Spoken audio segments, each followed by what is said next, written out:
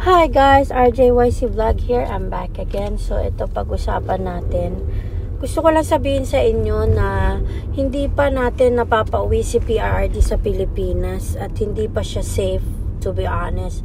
Actually, I'm really worried about him sa kanyang health. So hopefully maibalik na kaagad siya sa Pilipinas at mabigyan na siya ng proper medication at proper medical attention. So ito nga, wag nating kalilimutan yung lahat ng ginawa nitong Bangag administration na to. At patuloy pa rin tayong mag-ingay sa ating mga social media. Doon sa mga hindi pa vloggers, maging vloggers na kayo. Get your phone.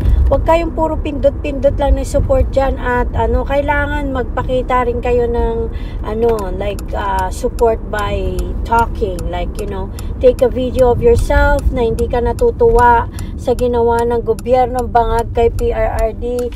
Take a picture, take a video of you, or you can even message in your Facebook or any social media account na ipapakita nyo na dismayado kayo sa ginawa nitong si Bangag. Diyan lang natin maipapakita yung ating suporta kay PRRD sa ating social media. At maging sa paglabas, meron tayong rally sa Liwasang Bonifacio later